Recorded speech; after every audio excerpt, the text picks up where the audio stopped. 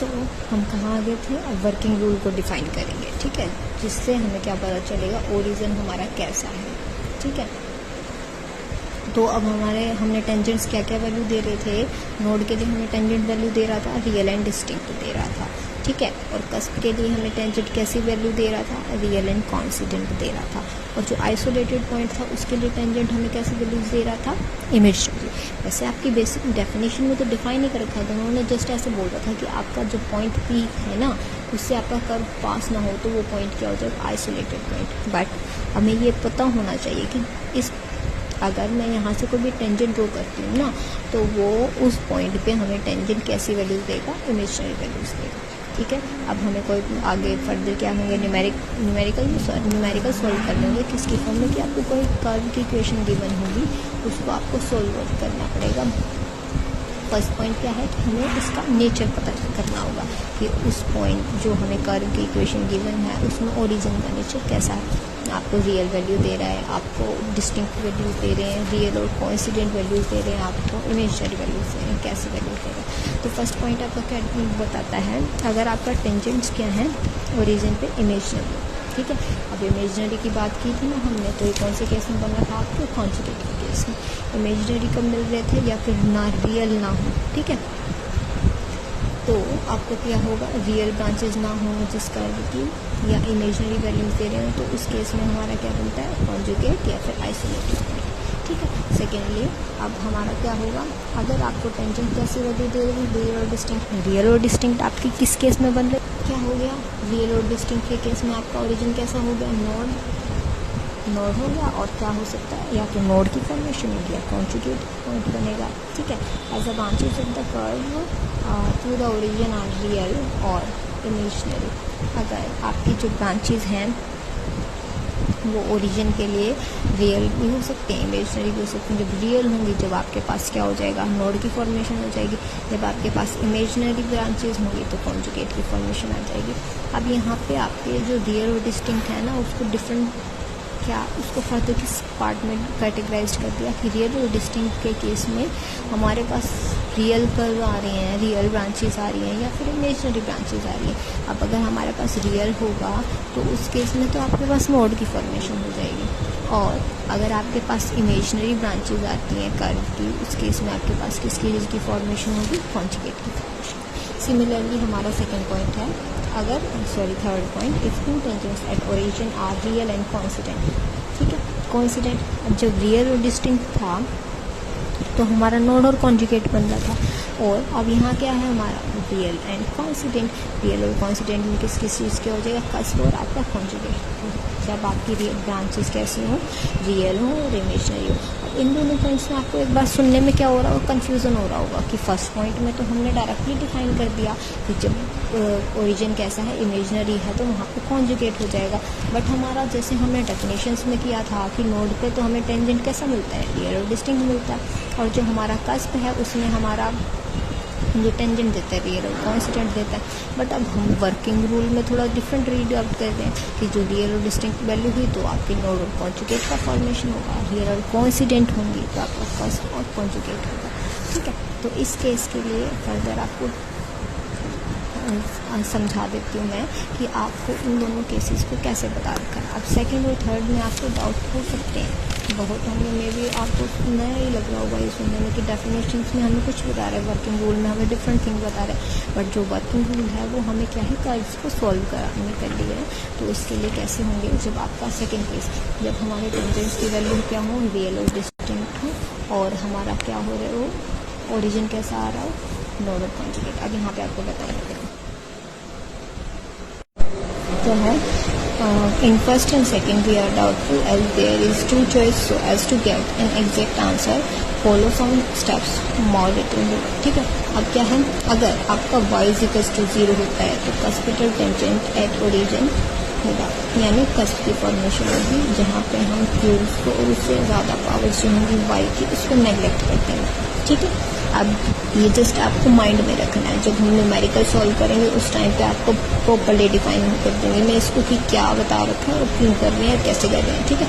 अगर y = 0 आ जाता है आपका सॉल्व करने पे, ठीक है, तो क्या होगा, कस्ट की फॉर्मेशन होगी, जहाँ पे हम क्या करेंगे, जो वाई के लिए सॉल्व कर रहे हैं, तो वाई के जो हाई वैल्यूज होंगी ना, जैसे आपका क्यूब हो गए, हायर पावर्स, उससे फर्दर जो भी पावर्स होंगे उनको क्या कर देंगे, नेगलेक्ट कर देंगे, और इक्वेशन जो होगी वाई के लिए सॉल्व करेंगे किसकी टर्म्स में, एक्स की टर्म्स में, ठीक है।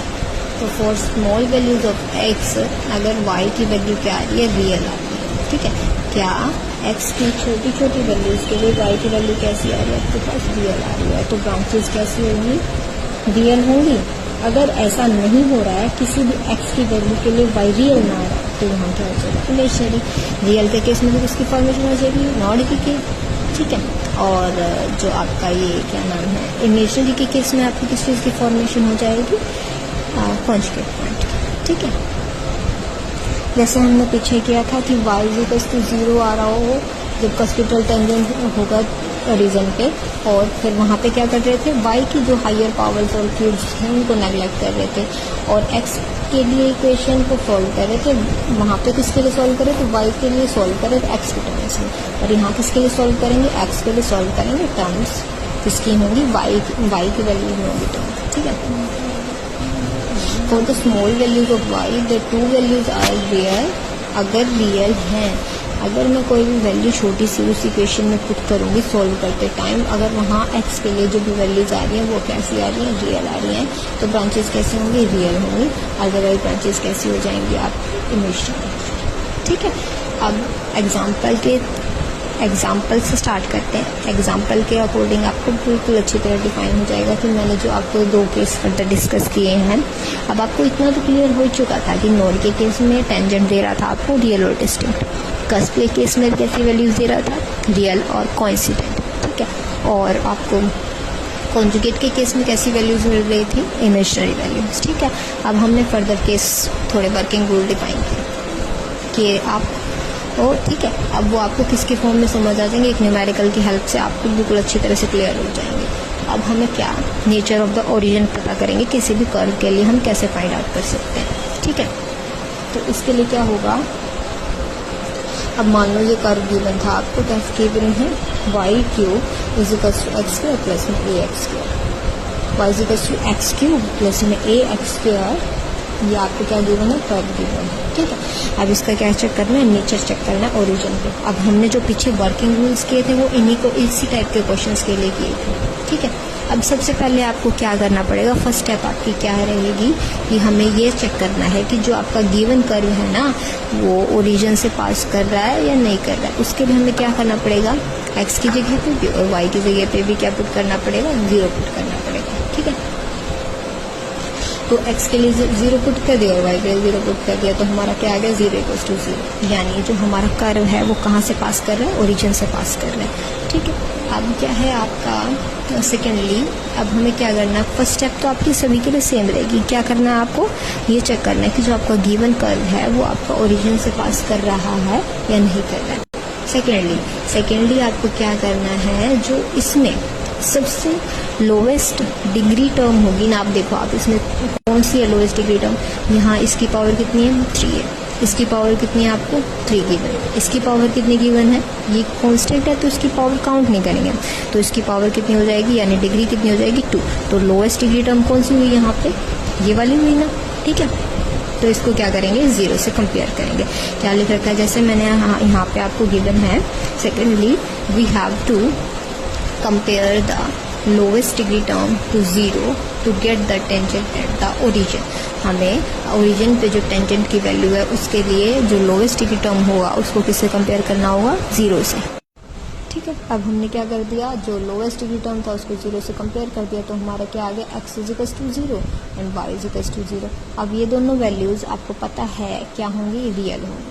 अब सेम है दोनों वैल्यूज, x के लिए x इज इक्वल्स टू 0 और ये भी 0 आ रहा है, तो क्या हो जाएंगी वैल्यूज हमारी, क्या हो जाएंगी, रियल एंड कॉन्सिडेंट, यानी ओरिजिन पे, मतलब हमारा जो ओरिजिन हो गया वो किस टाइप का आ गया है, रियल और कॉन्सिडेंट। अब हमने पीछे पढ़ा था वर्किंग रूल के, जो मैंने फर्दर 2 पॉइंट्स आपको डिफाइन किए थे, जब अगर आपका x इज इक्वल्स टू 0 या y इज इक्वल्स टू 0 हो रहा हो, ठीक है, तो जब आप जो टेंजेंट्स है अगर आपको दे रहे हो रियल और कॉन्सिडेंट वैल्यू, तो हमारा क्या बनना था, कस्प और कॉन्जुगेट। अगर आपको रियल और डिस्टिंक्ट दे रहे होते तो क्या बनता आपका नॉड और कॉन्जुगेट, बट हमें यहाँ पॉइंट्स कैसे मिल गए, रियल मिल गए और कॉन्सिडेंट मतलब सेम मिल गए हैं वैल्यूज, ठीक है। तो यहाँ पे कर्व कैसा होगा, या तो कस्प की फॉर्मेशन होगी या कॉन्जुगेट की फॉर्मेशन होगी। अब हमारी वैल्यूज किसके लिए सॉल्व हुई हैं, एक्स के लिए। तो एक्स की ही जो हायर वैल्यूज होंगी ना, हायर डिग्री वैल्यूज, उनको क्या कर देंगे, नेग्लेक्ट कर देंगे। अब यहाँ जैसा कि लिख रखा है neglecting higher powers X cube, then equation क्या हो जाएगी आपकी Y cube is equals to A x square. जैसा कि हमारी क्या थी equation, Y cube is equals to x cube plus में ए एक्स स्क्वायर। इसको 0 से कंपेयर कर दिया, किसके लिए निकाली, एक्स के लिए सॉल्व किया। तो एक्स के लिए सॉल्व करेंगे तो एक्स की ही हायर पावर को क्या कर देंगे, नेग्लेक्ट कर देंगे। वैसा हमने यहाँ कर दिया, ठीक है। हायर पावर को नेग्लेक्ट करके हमारे पास क्या बच गया, Y cube is equals to A x square. तो अब क्या करेंगे, हम किसके लिए इसको 0 किया, एक्स इज इक्वल्स टू 0 आया ना, तो एक्स के लिए सॉल्व किया, तो यहाँ पे भी एक्स के लिए ही सॉल्व किया जाएगा। तो x is equals two plus minus 1/√a √y cube. ये आपका कैसे आया, यहाँ से हमने a क्या कर दिया, उधर डिवाइड में चला गया और यहाँ स्क्वायर था तो स्क्वायर करे √, आ गया। अब जब स्क्वायर कैंसिल होता है, अंडर रूट अप्लाई होता है, तो हमारी वैल्यूज रूट्स कैसे आते हैं, प्लस माइनस में आते हैं, 2 डिफरेंट रूट आते हैं, एक पॉजिटिव होता है एक नेगेटिव होता है, ठीक है। अब यहाँ y की स्मॉल बट कैसी होनी चाहिए, पॉजिटिव वैल्यू। अगर मैं यहाँ पे y की वैल्यू कैसे रख दूँ, लेस देन 0 कर दूँ, y की वैल्यू हमारी क्या हो जाए, y की वैल्यू कैसी हो जाए हमारी, लेस देन 0 हो जाए। लेस देन 0 हो जाए नेगेटिव हो जाएगा, नेगेटिव का क्यूब नेगेटिव, तो रूट्स कैसे आ जाएंगे, इमेजनरी। बट हम क्या कर रहे हैं, रियल के बारे में बात कर रहे हैं फिलहाल। तो हमें क्या डिफाइन करना है कि रियल हो रहा हो मैक्सिमम में, ठीक है ना। पॉसिबिलिटी ऐसी बनाओ कि आपके पास कैसे आए, रूट्स रियल्स ही आए। तो यहाँ पे एक्स वाई की चाहे छोटी वैल्यू ले लो, बट वो कैसी होनी चाहिए, पॉजिटिव होनी चाहिए, जिसके लिए आपको एक्स की कैसे मिलेंगी, रियल। बट साइन कैसे हैं, 2 हैं, एक पॉजिटिव है और एक नेगेटिव है, यानी रियल एक्ट वाई की ग्रेटर देन 0 वैल्यू के लिए हमें एक्स की कैसी वैल्यू मिल रही है, रियल मिल रही है, बट कैसे मिल रही है, डिस्टिंक्ट मिल रही है, ठीक है। तो यहाँ क्या हो जाएगा, किसकी फॉर्मेशन हो जाएगी, कस्ट की फॉर्मेशन हो जाएगी, ठीक है। वो तो आपको यहाँ पे बताना पड़ता है कि जब रियल और डिस्टिंक्ट वैल्यू हो ना, तो यहाँ से नोड होगा कॉन्जुगेट होगा। तो यहाँ पे आप सीधा क्या बता दोगे कि नोड की फॉर्मेशन हो रही है, ये इस टाइप में। अगर आपका ऊपर ही आ रहा है कस्प और कॉन्जुगेट आ रहा है, तो चाहे आपके डिस्टिंक्ट आ रही हो चाहे ना डिस्टिंक्ट आ रही हो, वो यहाँ से आपका मैटर नहीं करेगा। वो जस्ट आपको यहाँ से चेक करना है कि आपका रियल बन रहा है, कॉन्सिस्टेंट हो रहा है, या रियल एंड डिस्टिंक्ट हो रहा है। अगर यहाँ रियल और डिस्टिंक्ट होता तो आपका क्या आ जाता है, नोड और कॉन्जुगेट। अगर यहाँ क्या है आपका रियल एंड कॉन्सिस्टेंट है, तो यहाँ क्या हो जाएगा, कस्प और कॉन्जुगेट। किसके लिए सॉल्व किया, एक्स के लिए सॉल्व किया, तो एक्स की टर्म्स में हमने वैल्यू निकाल दी। अब वाई की ग्रेटर देन 0 किसी वैल्यू के लिए एक्स की क्या आ रही है, रियल वैल्यू आ रही है। तो यहाँ पे ओरिजिन कैसा हो जाएगा, cusp x is equal to 0, मतलब y x is a cuspidal tangent. अब हमारा आपने इस क्वेश्चन में नोटिस किया होगा कि जो हमारी सेकंड स्टेप थी उसमें हमने क्या किया कि जो लोवेस्ट डिग्री टर्म है हमारी, उसी को 0 से कंपेयर किया। अब आपके मन में डाउट आया होगा कि हमने उसी को ही 0 से कंपेयर क्यों किया। अब हमने उसको 0 से कंपेयर क्यों किया, इसलिए किया क्योंकि जब हम क्या जा रहे हैं, अब मान लो यहाँ पे क्या लिख रखा है आपका, we have compare the lowest degree term with 0 because the term with the lowest degree dominate the equation's value when variable approaches to 0, ठीक है। वाइल हायर डिग्री क्या हो जाती है, नेग्लिजिबल हो जाती है। मैं यहाँ पे आपके लिए एक एग्जांपल लिख रखा है। अगर मेरे पास x की वैल्यू क्या गिवन है, 0.01, ठीक है, तो इसको स्क्वायर करूंगी तो कितना हो जाएगा, 0 के बाद 0 पॉइंट के बाद आपके पास क्या आ जाएंगे, फर्दर 4 0 जाएंगे, फिर 1 होगा। एक्स क्यूब के बारे में बात करेंगे तो यहाँ 0 पॉइंट डेसिमल के बाद कितने 0 हो जाएंगे, 6 और 1।